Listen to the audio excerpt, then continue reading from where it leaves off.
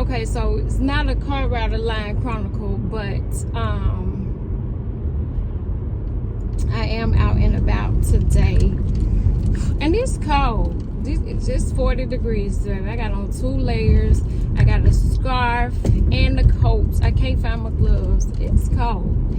And last week it was in the 60s, and then the week before that it was snowing, and like, I don't know what the fuck y'all did to piss off Mother Nature or God, but whatever it is, y'all need to leave her the fuck alone. Because it is January, and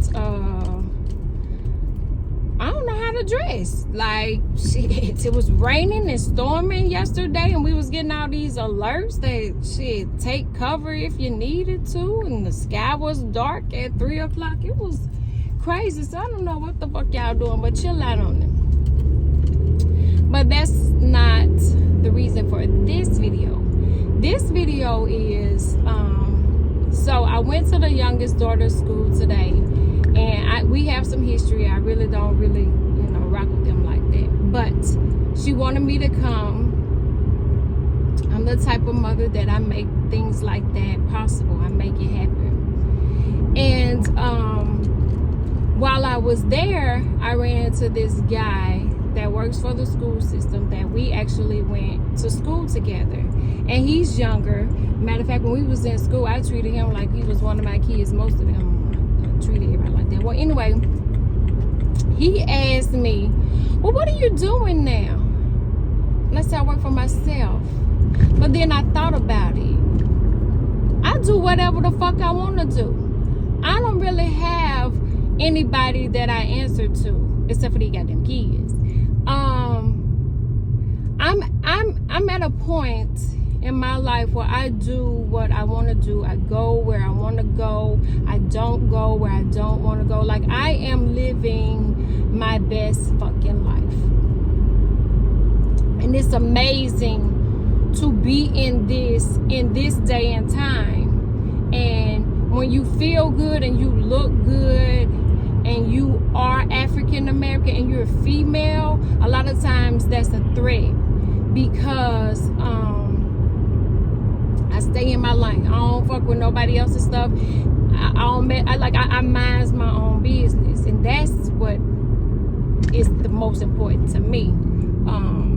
But I was talking to an old teacher, and he just happened to be the art teacher, and he retired a couple of years ago. But I do believe he has had the pleasure to have all 3 of my kids. Well, anyway, I was telling him about the middle one.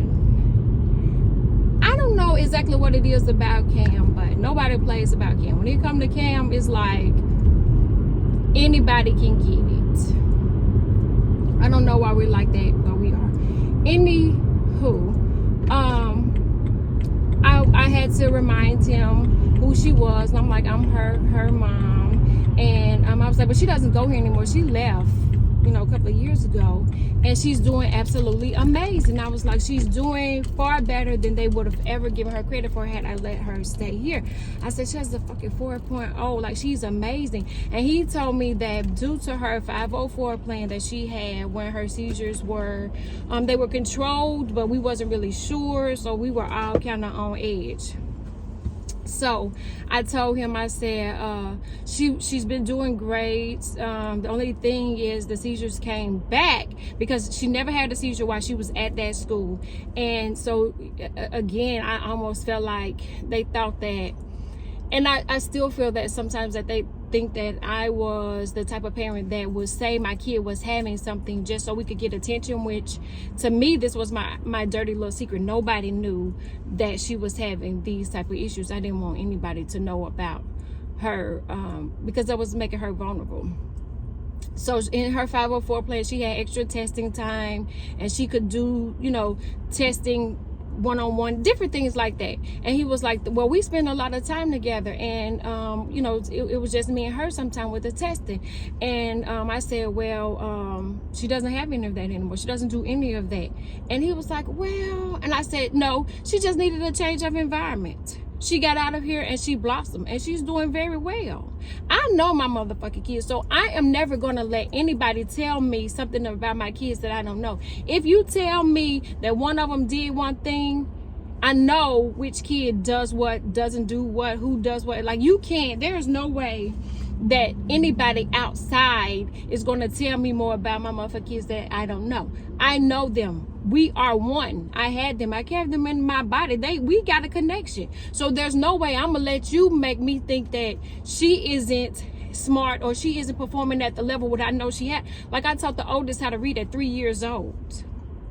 Don't play with me when it comes to my kids. So,